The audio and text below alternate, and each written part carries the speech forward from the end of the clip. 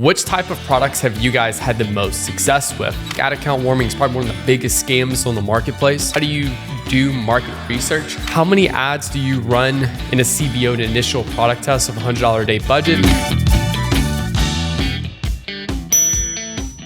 So first question comes in from Aiden. Which type of products have you guys had the most success with? So over the last 10 years of running Facebook ads, explicitly the last 6 years I'm gonna focus on because that's going to be when I was running the agency or as I'm running the agency. And the very first product we had success with was a women's clothing brand. This women's clothing brand was specifically focused on more of the fashion style, kind of almost like a Fashion Nova style. And they released a lot of new clothes, and pretty much every time they released a new collection, which was almost weekly, every week they launched 1 or 2 new products. And almost every time like they released a new product, like their ad performance would just shoot through the roof. And we just kept having these waves week over week. And that's how we were able to go from 30K a month to about 300K a month. Shortly after, we closed our second client, and this particular client was a metal signs brand where they had this little infinity sign with like a couple's name in it. So you could do like 2 different people's names. And it was aimed originally just as like a piece of wall art. And then that's when I started doing like desire testing and stuff. And we found out people, whether they were purchasing it for like Valentine's Day or whether they were purchasing it for their birthdays, it made a really great gift. And that scaled up to, 300, 400K a month in revenue. We ended up doing about $1 million within the Valentine's Day time range because obviously it was featured as like a great Valentine's Day product. So like that was another product we've had a lot of success with. Fast forward a little bit more, we worked with probably some of our more notable like case studies where we had like Icon Amsterdam, for example, a men's clothing brand specifically. We're able to take them from 300K a month to about $2 million a month in revenue. Working with them over the course of 2 years from October 2021 to December of, I think, 2024 specifically, we worked with them over that period of time.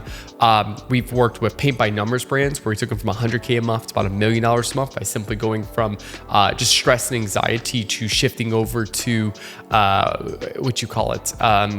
girls night and showing how it's a great girls night product for like a fun activity and everything. We've had success with like Bright Sport, for example, selling a little glow in the dark, soccer balls or footballs if you're from Europe and stuff.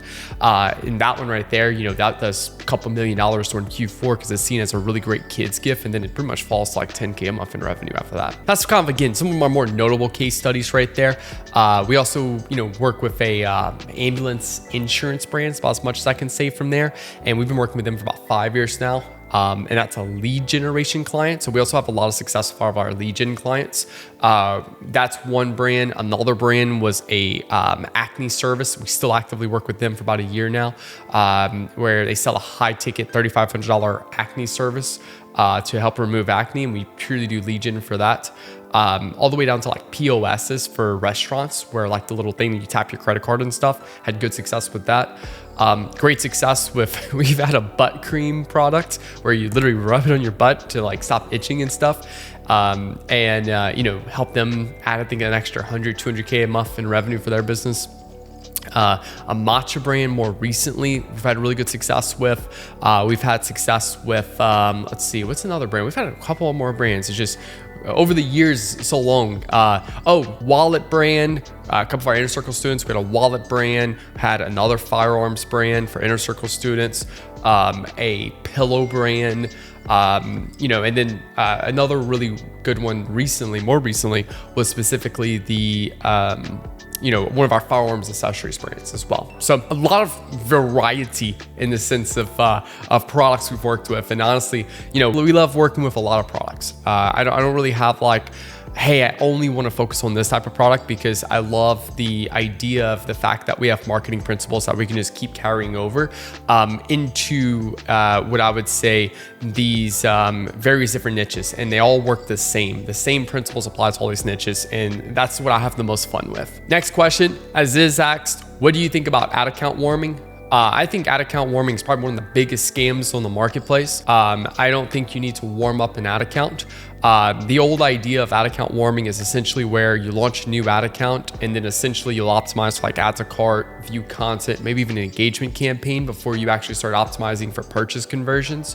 For all of our brand new ad accounts, like we still go directly to purchase conversions. Even if the website has 0 sales, 0 everything on the ad account, will still go to a purchase conversion.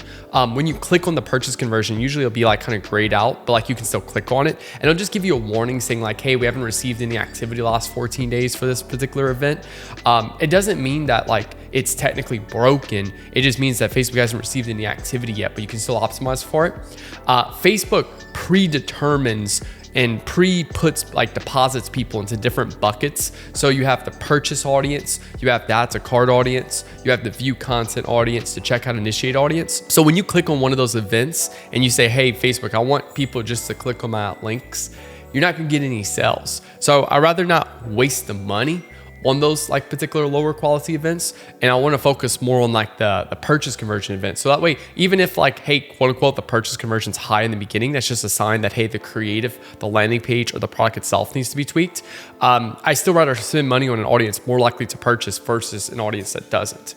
I have a really good video on the channel, 0 to 30K a month, where I make a 90-minute long video breaking down all the ad tests we run over the 5 days to take a brand to 30K a month in revenue. And I think it's a really good video to really break down that whole process right there. Now, Ali asks, how do you do market research?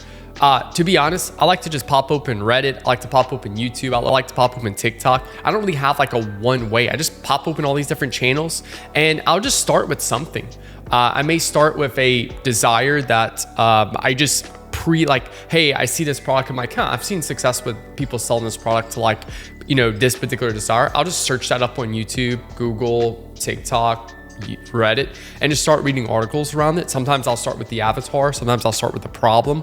Sometimes I'll even just start with the product. It really just kind of depends. Like I'll just have some type of starting point. That's one of those 4 things. And I just start searching from there. I think the problem where a lot of people have with market research is that they think it's too black and white of do this, do that. Reality, it's not. It's you just kind of, it's like a music artist writing a song, and it's like you get inspiration in the weirdest places. You don't really get inspiration in just one specific way. So in that case right there, I like to have a couple different resources, and especially too for like some of our clients that we've been running ads for 5 years now. We explore every way, and even a way that like, hey, maybe we don't have the greatest success with. We still get a lot of really good ideas from there that we can then carry over. So usually for me, start off in those places and I just let the ideas start to flow. Don't really have a granular black and white process, do this, do that. It's more, here's the places I like to start with, and I'll bounce around between those ideas to start building how I want to position this product in the marketplace. And that usually just comes down to, what's the group of people that we don't already have a product for that can solve this problem for them, or this is a new product that solves that problem in a totally new way, to where we can have this basically blue ocean of people. And that's the whole goal when I'm kind of thinking about the product itself. Now, Matthew asked, type 3 copywriters. Obviously for me, if you've been following the channel for a while, it's going to be Eugene Schwartz. Eugene Schwartz has easily had the greatest impact on my advertising career. I've been making videos on his legendary book, Breakthrough Advertising, all the way since 2020 right there. So Breakthrough Advertising by Eugene Schwartz is just literally, you don't need to buy a single book, just buy that book. Next copywriter is going to be Gary Halbert with the Boron Letters, another really good one I really like. It's a very short read, it's not a long read at all. And it's a lot of like nice little lessons in there. And then probably one of the more notable ones is going to be like Dan Kennedy, for example. He has a few good books I've read. I'd say Dan Kennedy as well is a pretty good copywriter on that side. Now, next question from Nick asks, struggling to making ads that are getting good cost per click and just link clicks in general. This is killing me. So if you're struggling to make ads that are getting good cost per link click, then this tells me one of 3 things. Number one, your execution in terms of like writing the creative script and like your market research is good, but the actual execution is bad. The creative just doesn't look good visually from perspective. It's not entertaining, it's not engaging, it's just blah. So you just need to tweak it, make it more engaging and more entertaining right there. So that's number one. Number two, you may actually be good at entertaining and engaging and all that, but what you're trying to convey to people, they just simply don't care about. You may be trying to go too niche on the avatar, too niche on the desire, and there's not a large enough group of people that actually resonate with that. And then lastly, number 3 is you're doing the same thing as everyone else. You're not doing anything that's necessarily different from everyone. And because you're not doing anything different, what's essentially happening here is you just look the same as all your competitors. And because you look the same as all your competitors, you just get swiped past over. That's why we try to go after blue oceans with totally new groups of people and do totally new things in our creative. So that way we can actually, beat out everyone else. Sid Zaid 98 asks, 2K a day budget on Meta, one clear winning ad angle, but unable to scale the campaign further. So reality, what's happening is you probably hit a ceiling here.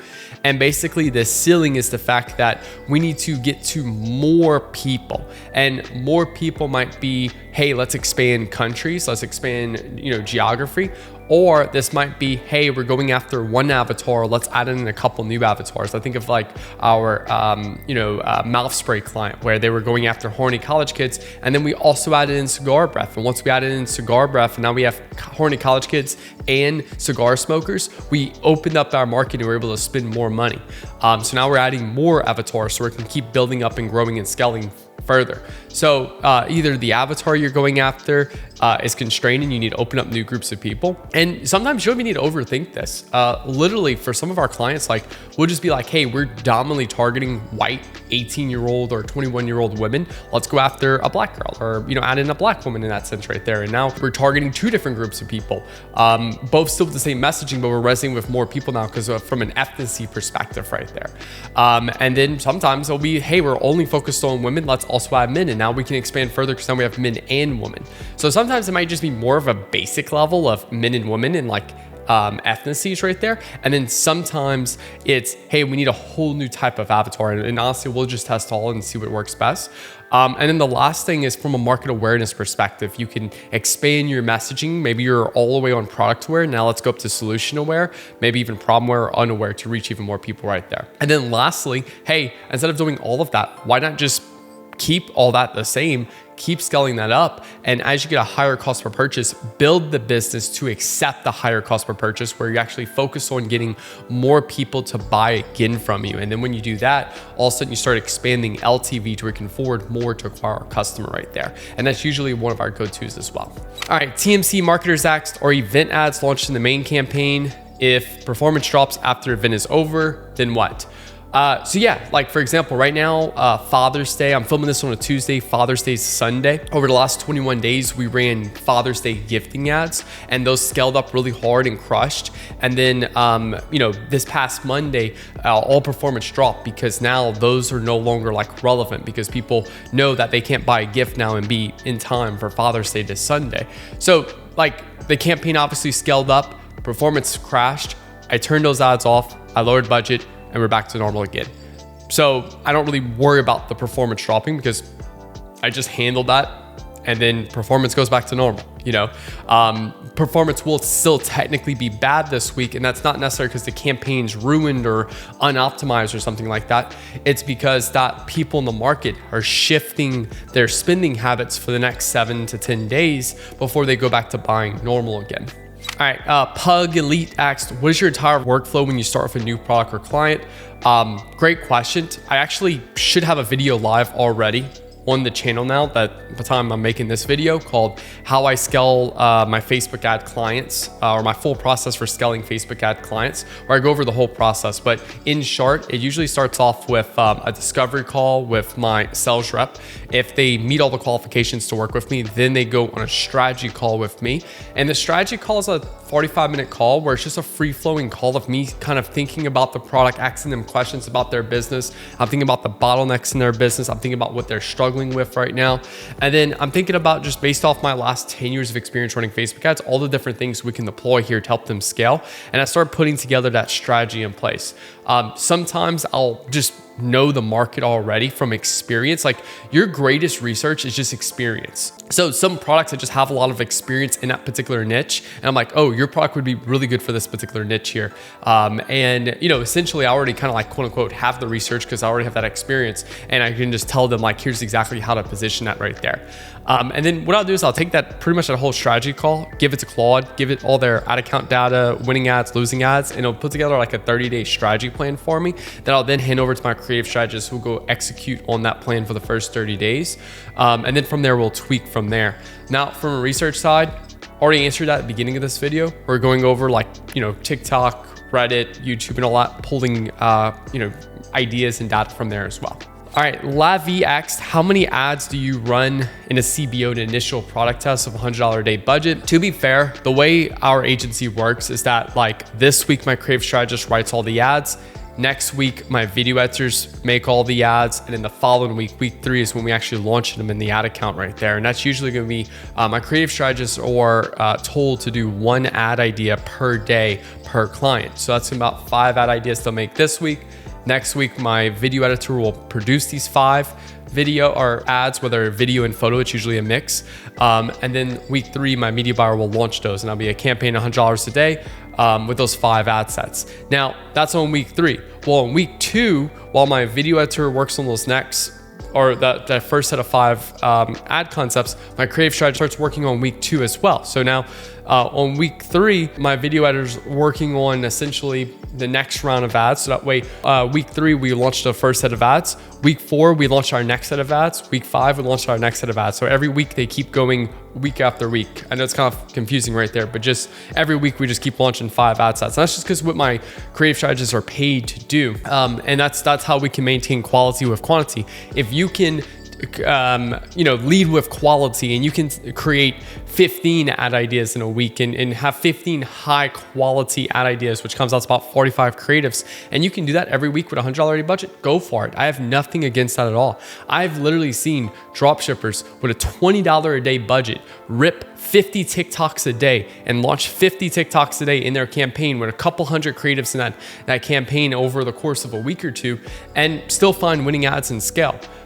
So I'm not really, I'm not an advocate for ripping TikToks at all because that's unethical. It's stealing content. You get sued and there's a lot of legal risks there.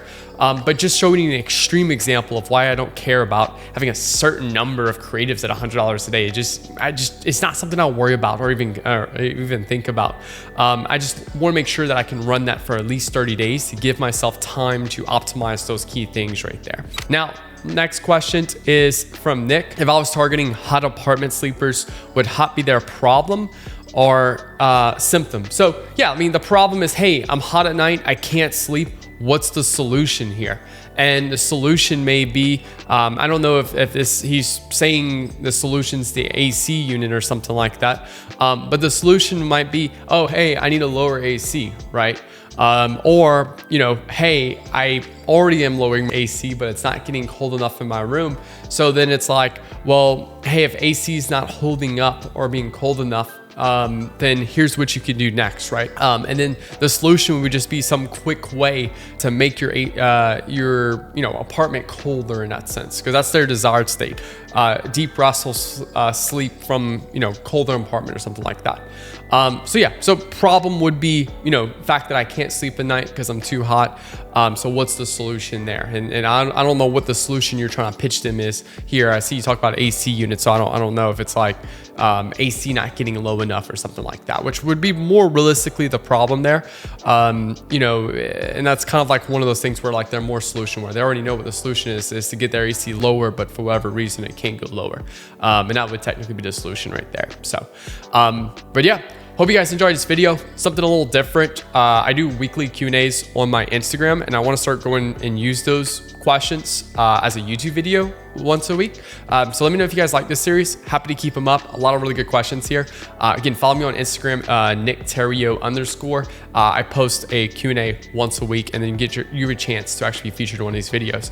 Make sure you hit the like button, hit that subscribe button for new videos every Monday, Wednesday, and Friday. Talk to you guys later. Peace out.